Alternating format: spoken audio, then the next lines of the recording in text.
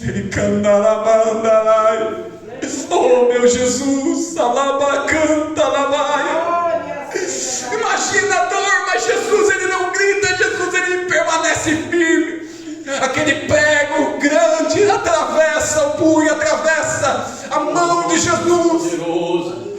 A cada batida, Jesus segurando a dor e vai batendo. E bateu, o martelo ultrapassou as mãos de Jesus. Alabandarai. Ei, canta, alabandara, surimandara, sébia. Foi por amor a ti, irmão, não desista.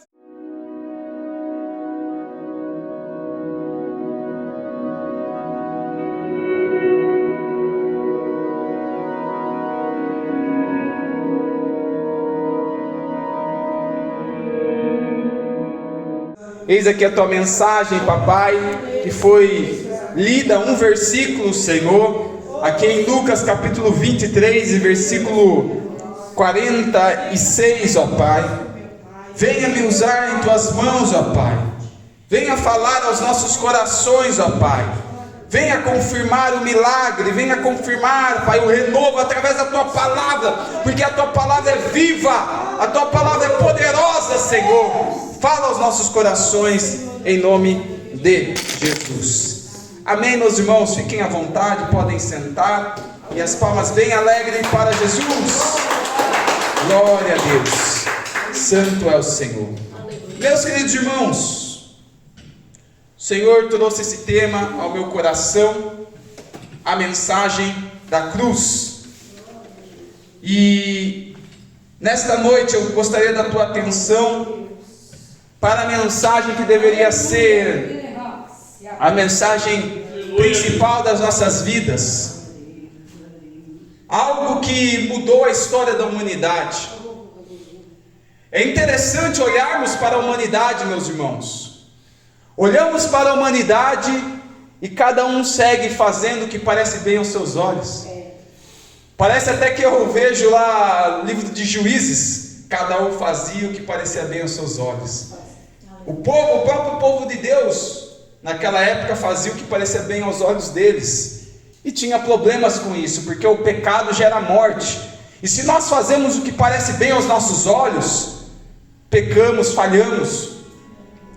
Agora, se nós fazemos o que parece bem aos olhos de Deus, o que está na palavra de Deus, então o nosso caminho é próspero.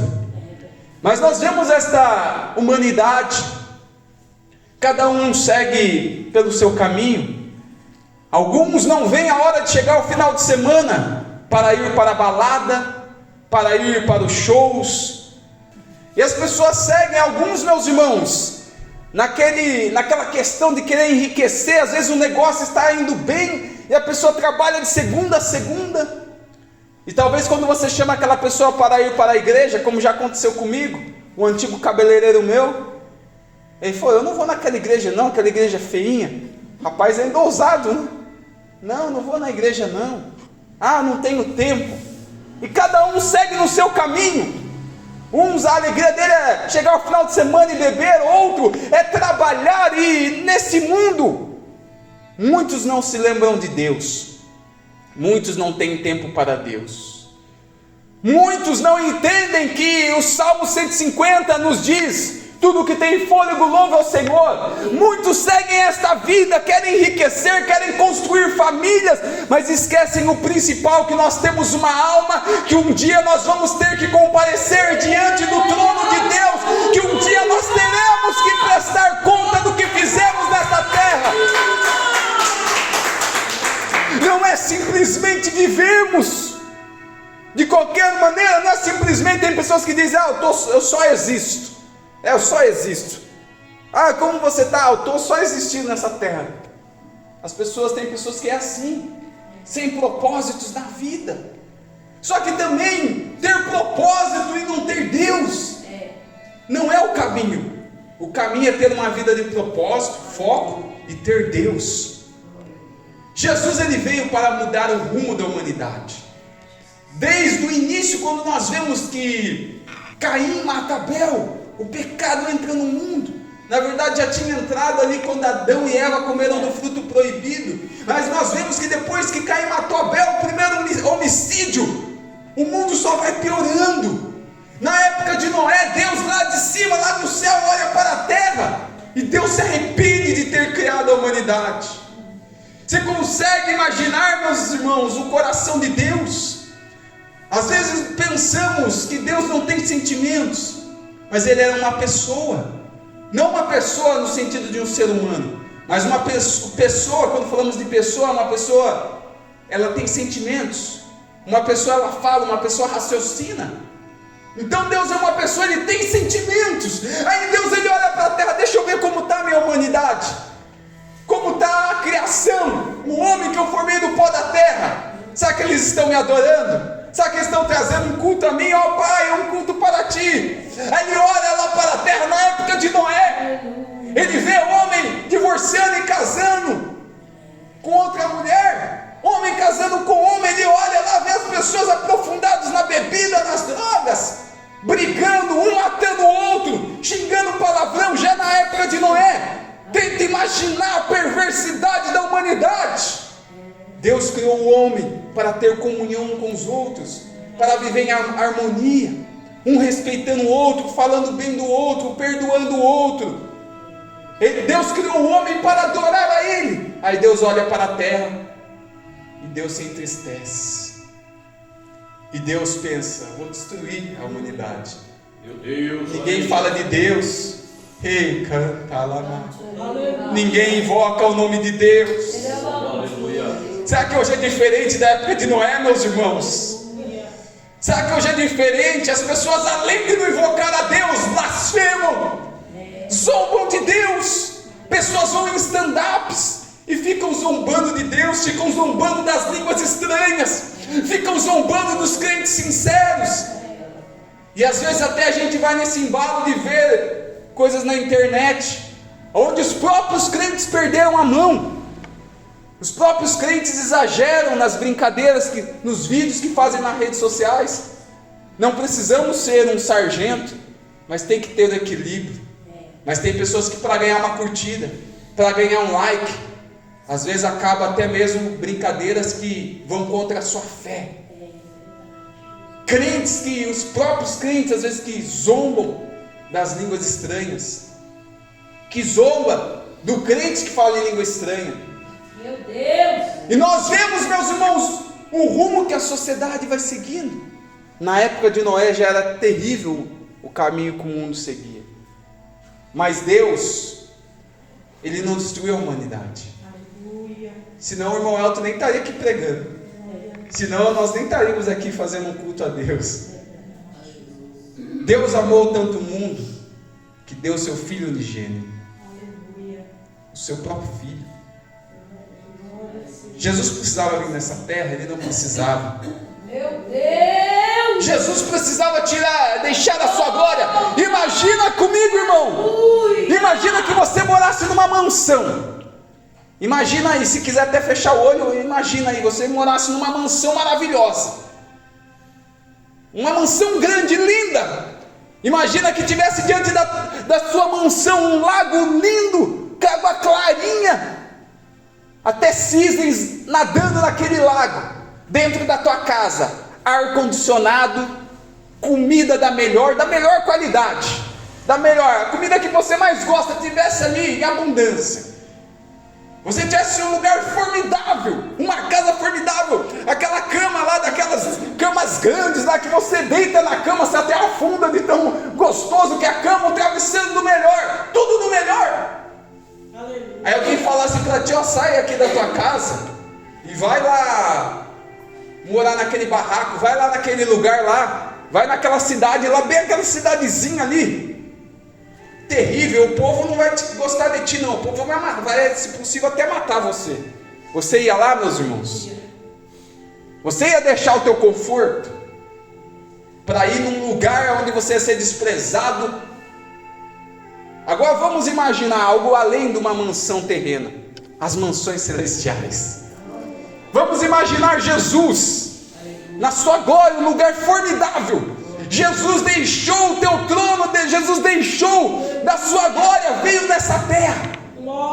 Deixou um lugar puro para vir nesse lugar pecaminoso, nesse lugar sujo, manchado pelo pecado. Deixou um lugar de glória, de paz, ali onde tinha os anjos, os querubins, os serafins. Ele deixou e veio nesta terra para ser cuspido, para ser humilhado, para ser maltratado, para chamarem ele de demônio, para falarem que ele expulsava demônio pelos demônios, para sofrer afrontas. Ele deixou a glória dele. Ele não precisava vir aqui, imagina, pensa, raciocina comigo. Ele não precisava vir aqui, mas ele veio por causa de mim, por causa de você. Alamai Kenaia Sé. Ele veio por causa de nós, ele não precisava. Oh, meus irmãos, nós vivemos uma geração de crentes Nutella, qualquer coisinha quer parar na caminhada, qualquer coisinha já quer desistir de Jesus. São pessoas que não refletem do amor de Cristo. Os crentes Nutellas que dizem: se Jesus me ama, revela aqui. Se Jesus me ama, que vem o servo marchando e falando comigo. Ei, Jesus já mostrou que te ama. Está escrito, João 3,16. Porque Deus amou o mundo de tal maneira que enviou seu Filho unigênito, para que todo aquele que nele crê não pereça, mas tenha a vida eterna. A porta da graça está aberta, está disponível, é só entrar e receber a Jesus. Oh, Shalamai. A mensagem da cruz. Já parou para refletir? Entre tantas coisas na humanidade, pessoas vêm e vai, pessoas constroem impérios, pessoas compram, pessoas vendem. Nós vemos um movimento da sociedade, tantas coisas acontecendo, mas tudo vai chegar num fim. Entre tantas histórias, entre tantas vidas, tantos propósitos, tudo vai chegar num fim. Todos diante do trono de Deus. Todos diante do trono de Deus. Só que as pessoas não refletem. Mas nesta noite o Senhor vem nos trazer de uma história de amor que mudou o rumo da sociedade. O pecado leva à morte. E como nós poderíamos então chegar perto de Deus? O pecado faz divisão entre nós e Deus. Então como chegarmos diante de Deus? Irmão Elton, mas foi Adão que pecou. Eu não tenho nada a ver com Adão, não. Mas eu vou perguntar para ti. Você nasceu ali da sua mãe. Você tem ali do DNA da sua mãe. Então não tem como se falar: eu não sou da minha mãe. Você tem o DNA da sua mãe. Nós viemos de Adão e Eva. Nós temos o DNA deles. Já nascemos debaixo do pecado. Só que Jesus, ele veio nesta terra para mudar essa situação. A palavra nos diz que Jesus nasceu da Virgem Maria. Foi um nascimento virginal. Ou seja, Maria não teve relações com seu esposo. O nascimento de Jesus foi fruto ali do Espírito Santo. A sombra do Senhor cobriu Maria. E foi um nascimento milagroso, virginal. De uma mulher virgem nasceu o Salvador do mundo. Aleluia. Em sua infância, Jesus trabalhava com seu pai ali por consideração, logicamente, como carpinteiro. Mas só na sua fase adulta que Jesus começa o seu ministério, obedecendo, seguindo tudo a lei. E Jesus, aonde ele chegava, a sua mensagem impressionava. Porque não era como a mensagem dos fariseus.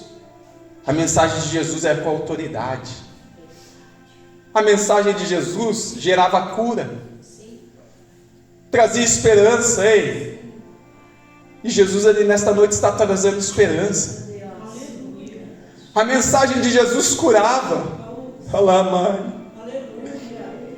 Não era como os fariseus. Às vezes queremos as pessoas terem acostumado uma mensagem cheia de palavras difíceis, de uma teologia que às vezes até a pessoa que está ali trazendo não sabe nem muito bem o que está dizendo. Mas Jesus, ele pregava simples. E um parênteses, eu não sou contra a teologia de forma alguma, contra o estudo, porque teologia, tel, vem de Deus, e logia, estudo de Deus. E Oséias dizia: crescei na graça e no conhecimento. Então devemos, sim. Mas Jesus, mesmo com todo o conhecimento que Jesus tinha, ele trazia uma mensagem simples. E onde ele passava, uma multidão era curada e passava a seguir Jesus. Mas também Jesus fazia para si rivais. Os fariseus e os escribas não queriam que Jesus curasse no sábado. Sábado era dia o sabate, o dia de Deus. Então não podia curar, não podia fazer nada.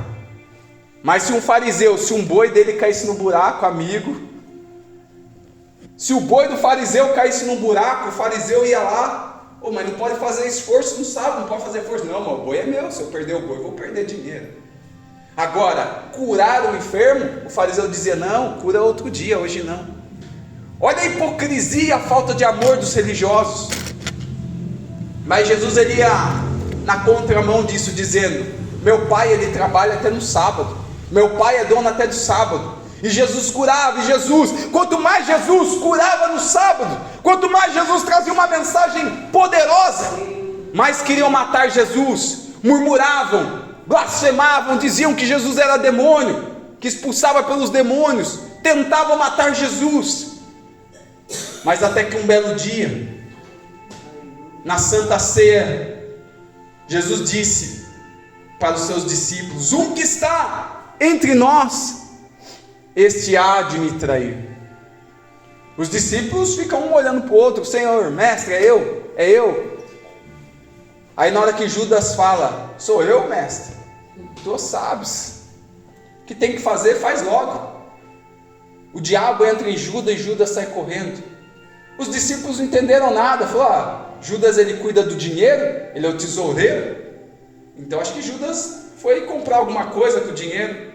E não entenderam que Judas estava indo vender Jesus. Judas, que era ganancioso. E olha que interessante, meus irmãos, tinham 12 que Jesus, o próprio Jesus escolheu 12 homens para andar junto dele. Havia muitos discípulos, mas Jesus escolheu 12 para ser apóstolos. E um deles era o demônio. Um deles era o ladrão. Um deles era o que ia trair a ele. E mesmo assim Jesus deixou Judas andando com eles. Isso é oportunidade. Às vezes nós queremos encontrar: eu quero evangelizar com pessoas ali, que esteja 100%. Eu quero fazer a obra num lugar que esteja tudo 100%. Mas Jesus, no seu grupo, um era ladrão, 2 eram meio nervosos, queria que caísse fogo do céu para matar os samaritanos. O outro cortou a orelha do soldado, que era Pedro, cortou a orelha do soldado mau. O outro, Tomé, era duvidoso, era incrédulo. Olha o grupo de Jesus, olha o grupo de Jesus. Mas Jesus, mesmo assim, ele escolheu cada um deles. Judas, infelizmente, ele foi para um caminho mau. Mas vemos que Pedro se tornou um líder da igreja. Ou seja, nós temos que entender que Deus, ele é poderoso para trabalhar naquelas pessoas que estão em nosso meio, inclusive em nós, que às vezes achamos: Senhor, aquela pessoa só o sangue do Cordeiro, e achamos que nós não temos nada que trabalhar, mas Deus, ele tem sempre o que trabalhar em nossas vidas.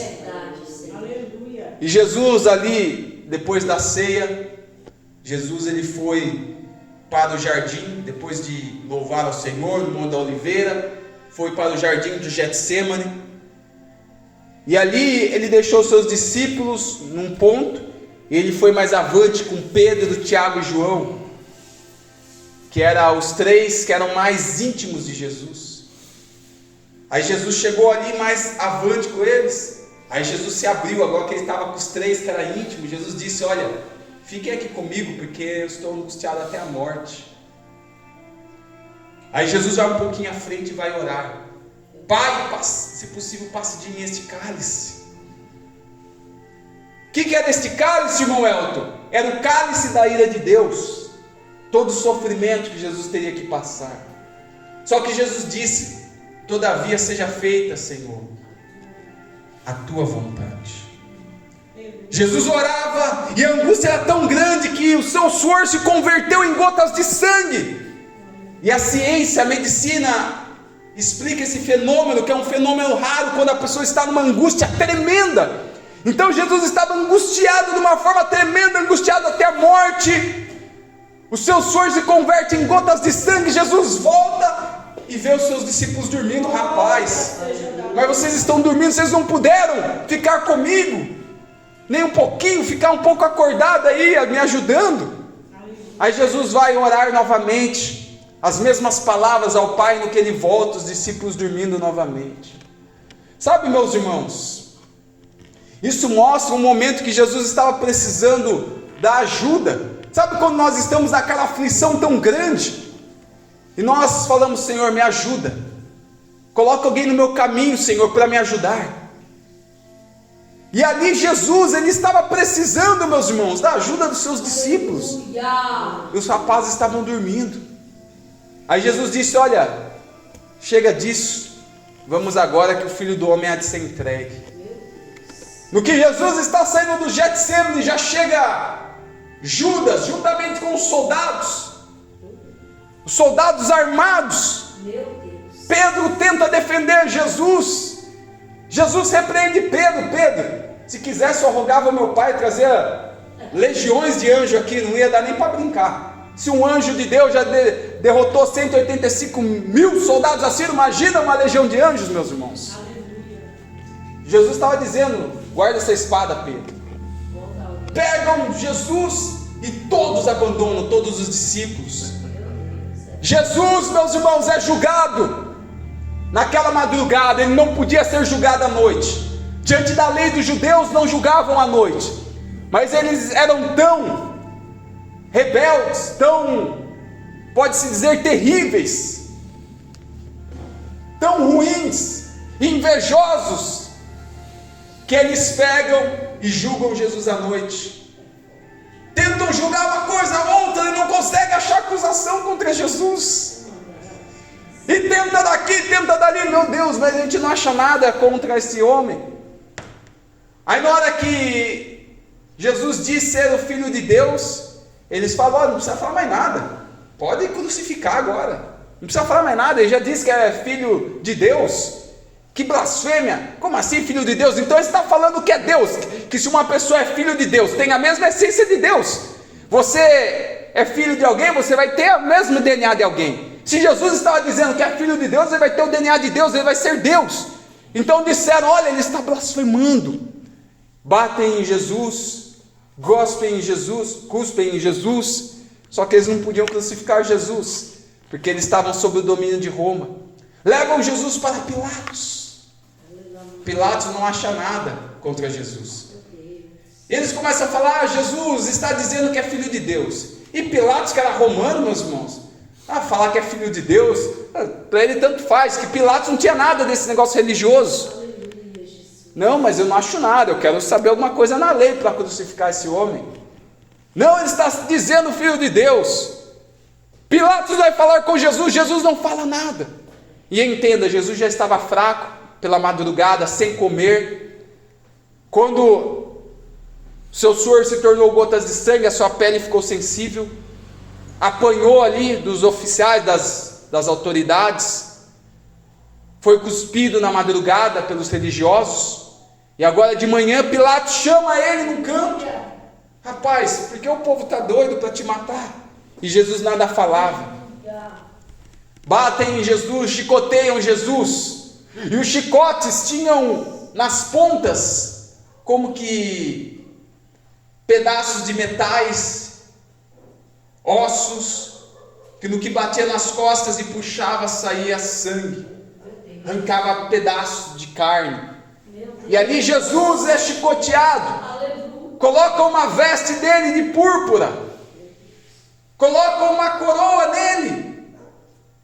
E ali a palavra nos mostra, meus irmãos, que traz para o povo, e o povo queria de todo jeito crucificar a Jesus, de todo jeito matar o nosso mestre.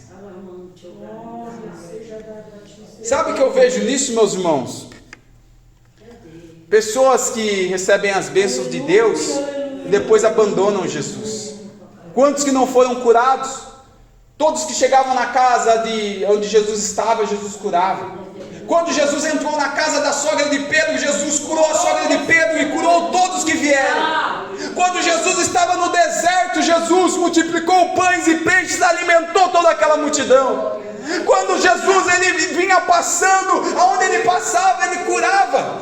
Quando ele passava ali em Jericó, ele curou o cego de Jericó. Quando ele passava por determinado lugar, ele curou a mulher com fluxo de sangue. Ia passando por Naim, havia uma mulher que levava o seu filho para sepultar. Jesus chega e ressuscita o filho da viúva de Naim. Até quem era estrangeiro, uma mulher cananeia chega diante de Jesus, clamando, suplicando. E após a insistência daquela mulher, Jesus disse: olha, pode ir na tua casa que a tua filha já está curada. Aonde Jesus passava, os cegos enxergavam. No tanque de Siloé, Jesus trouxe a vista ao homem.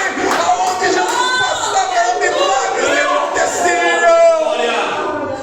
Mas agora estavam dizendo: matem, crucifiquem a esse Jesus. Tem pessoas que recebem bênçãos, recebem a casa própria, recebem um bom emprego, um bom casamento e abandona Jesus. Não é assim. Melhor é termos do Deus da bênção do que simplesmente a bênção. Melhor é termos desse Deus que nos providencia a vida eterna do que simplesmente termos dos prazeres passageiros. Como Esaú,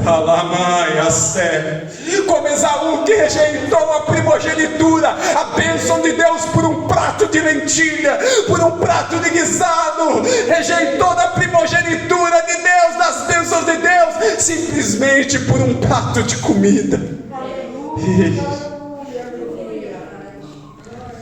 Glória seja dada a ti, Senhor. Olha, está chegando a Páscoa. E conforme o costume de vocês, podemos soltar uma pessoa. Vocês querem soltar Jesus ou Barrabás? Barrabás é um criminoso. Jesus, não acho pecado nenhum nele. Soltem Barrabás, soltem Barrabás. Não, mas aqui ó, rei dos judeus. Jesus é rei dos judeus. Não, esse nós não conhecemos. Rapaz, mas ele não fez nada. Olha Pilatos, esse aí ele diz que é rei. Se César ficar sabendo disso, porque Pilatos, coitado, né, meus irmãos? Pilatos estava abaixo de César, do imperador César. Se Pilatos estava cuidando daquela região, César dominava o império. Ó Pilatos, se César ficar sabendo que você está apoiando esse aí que se diz rei, vai ficar ruim para ti, Pilatos. Aí Pilatos já assustou: opa, lava minhas mãos então, seja o que vocês quiserem fazer. Aí o povo gritava: solte Barrabás e crucifique a Jesus. Rasgam as vestes de Jesus, colocam coroa de espinho nele. Ali vemos o sofrimento de Jesus. Dão um madeiro para ele carregar. E entenda, meus irmãos, o povo com ódio gritando: crucifica logo. Não era só o fariseu, não era só o fariseu, não era só o escriba, tinha mais gente ali, talvez até alguém que foi curado. Opa, Jesus multiplicou os pães, os peixes, eu me alimentei bem, agora para crucificar. Jesus ali já estava fraco, tanto que tinha apanhado a pé de madrugada, tinha levado chicoteada de manhã, estava sem comer já, imagina. Se eu durmo sem comer, outro dia já, meu Deus. E Jesus estava fraco ainda, sem comer, e vai caminhando com aquele madeiro, pela via dolorosa. vai caminhando rumo ao local da sua crucificação. O terreno irregular. E Jesus vai caminhando, meio cambaleando, meus irmãos. Imagina com madeiro, sem forças, mas ele vai caminhando. Agora lembra, ele estava lá na glória, né? Seca lá. Aleluia. Lembra, meus irmãos? Ei, o Senhor está falando conosco nesta noite. Glória. Ele estava lá na glória, olha agora, o próprio Deus carregando madeiro, todo ensanguentado, todo ferido, machucado, sem força, ele está carregando aquele madeiro.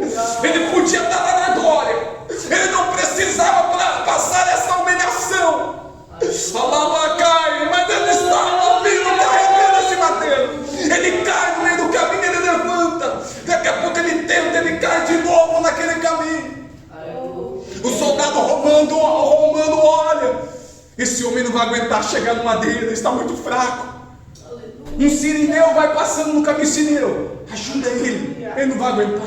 O sirineu pega, ajuda Jesus a carregar aquele madeiro. Jesus chega no Monte Caveira, Gólgota, pega uma viga, coloca no chão, estendem os braços de Jesus.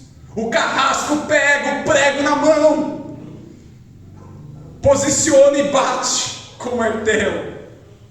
Ele cantarabandai. Oh meu Jesus, alabacanta, alabaia.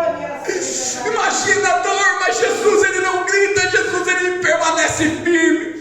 Aquele prego grande atravessa o punho, atravessa a mão de Jesus. A cada batida, Jesus segurando a dor e vai batendo. E bateu, o martelo ultrapassou as mãos de Jesus. Alabandarai. Ei, canta, alabandara, surimandara, foi por amor a ti, irmão, não desista. Será que Jesus me ama? Alabacanta. Ele está mostrando nesta noite. Olha a mensagem da cruz. Olha o amor dele pela tua vida. Aleluia. Alabacalabassura mandarai. Prego nas mãos, prego nos pés. Jesus está sofrendo. Glória seja dada. Aleluia. E sabendo eu que tudo isso foi por mim. Aleluia. Sobe Jesus no madeiro. Aleluia. E Jesus lá sentindo uma imensa dor. Na posição que ele estava na cruz, daqui a pouco ele começa a ficar roxo. Começa o fôlego ali dele ir embora pelaquela posição que ele estava na cruz. Jesus muda a posição na cruz para conseguir respirar um pouco. Só que nesse movimento dele, as suas mãos vai passando ali naqueles pregos e vai machucando mais grande a dor. Os homens olham e dizem: olha, salvou a tantos, curou a tantos, e agora não pode salvar a si mesmo. A grande maldade da humanidade, meus irmãos, a gente vê quando a pessoa está sofrendo e pessoas ainda estão zombando. É o mundo que estamos vivendo. Sabe, esses dias eu estava pregando, que Jesus, certa vez ele disse para os discípulos que o desejo dele é trazer fogo sobre esta terra, que ele almejava muito, mas ele tinha que antes passar por esse processo da crucificação. Alguém pode dizer: nossa, Jesus quer mandar fogo na terra, juízo na terra? Ele quer, meus irmãos, porque grande é o pecado. Ninguém respeita mais ninguém, ninguém respeita nem a igreja. Às vezes pessoas entram na igreja, não respeitam nem a igreja. Questão do casal, pessoas não respeitam mais nem a pessoa casada, não respeita a família, não respeita mais nada. E um Deus não vai trazer juízo sobre esta terra, Ele vai trazer. Ele vai trazer. E vemos a maldade do homem Jesus lá crucificado, ao invés de alguém estender as mãos, zombaram. Salvou a tantos, por que não salva a ti? E Jesus vendo aquilo, havia 2 ladrões, aí um ladrão que estava do lado, porque Jesus estava na cruz do meio, e do lado havia 2 cruzes. Aí um ladrão que estava de um lado disse: olha, desce daí, me salva também, me tira daí também. Se tu é filho de Deus, faz isso por nós, dá essa ajuda aí, quebra este galho. Aí o ladrão que estava do outro lado, da outra cruz, disse: rapaz, olha o que você está falando. Graças a Deus, meus irmãos, que ainda tem pessoas, que refletem sobre a sua vida. Tem pessoas que ainda sabem: não, eu estou em pecado, eu preciso me consertar. Ainda bem que não está perdido o mundo, porque esse outro ladrão disse: rapaz, nós estamos aqui porque nós fizemos mal, mas este homem nada ele fez. Aí aquele homem disse para Jesus: mestre, quando estiver na glória, lembra de mim. Aí Jesus disse: olha, hoje mesmo tu estará comigo no paraíso. Aí entra a questão: mas aquele homem estaria exatamente naquele dia no paraíso? O que Jesus estava querendo dizer, meus irmãos? Que aquele homem estaria recebendo da sua salvação. Aí Jesus naquela cruz, Jesus diz: água, estou com sede. Com a sua voz já fraca, sem forças, água. Aí dizem: olha, ele quer água. Pegam uma esponja com vinagre e dão para Jesus beber. Jesus passa humilhação, a dor grande daquela cruz. E quando ele pede água, porque grande era a sede, Aleluia, Deus. lhe dão vinagre para beber. Meu Senhor. Aí Jesus, naquele sofrimento, ele diz: Eli, Eli, lama sabachthani, que quer dizer: Deus meu, por que me desamparaste? O maior sofrimento de Jesus, meus irmãos, não era nem a morte, mas o maior sofrimento de Jesus é estar longe de Deus. Naquela cruz, a palavra nos diz: maldito todo que for pregado na cruz. Jesus estava naquela cruz, levando o meu e o teu pecado.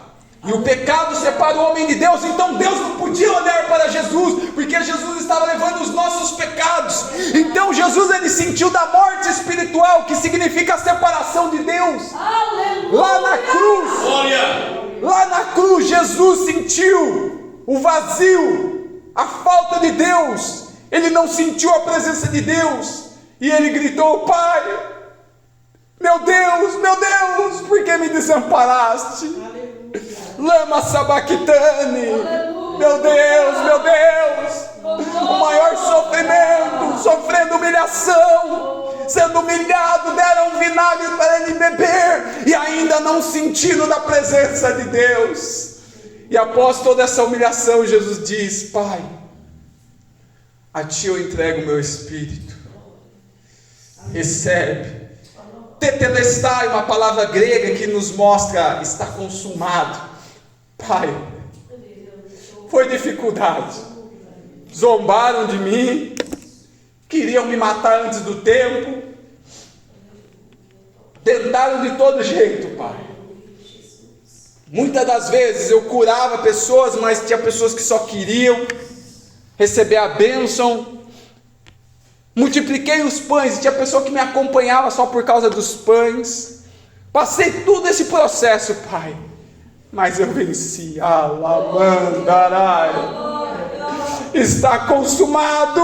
Ai, canta labaia. Está consumado. Onde está a morte e o teu aguilhão? Onde está? Oh, é o nosso Deus que nos dá a vitória. Eu venho dizer para ti, meu irmão, que ele morreu na cruz do Calvário como um cordeiro, mas ele ressuscitou como um leão, com todo o poder, com toda a autoridade, e através do sangue dele abriu o caminho para que todo aquele que nele crê não pereça, mas venha ter a vida eterna. O caminho está aberto, é só aceitar Jesus, é só andar nesse caminho. Este é o sangue da nova aliança. Não precisa sacrificar animais, ei? Você não precisa ir para Aparecida do Norte andar não sei quantos quilômetros de joelho. Não precisa fazer romaria, ei? Não precisa fazer penitência, não. É só aceitar a Jesus e andar no caminho dele. É o sangue da nova aliança. É o sangue que nos purifica de todo pecado. Aí a mandarabacanta labalabá. Ei, Candamanda, que sangue precioso derramado na cruz do Calvário. Alá e canta. Oh, que sangue precioso! A mensagem que mudou a nossa trajetória, a mensagem da cruz, alabastei, calabás, a mensagem que nos resgatou das garras do inimigo, a mensagem que nos trouxe a esperança. Se hoje você vive, é porque ele teve que morrer por ti. Se hoje você de graça está podendo ir para o céu, é porque um dia ele teve que pagar, e o pagamento dele foi o sangue derramado sobre a cruz do Calvário. Glória! Oh, aleluia. Glória a Jesus. Que o Espírito Santo fale mais em teu coração.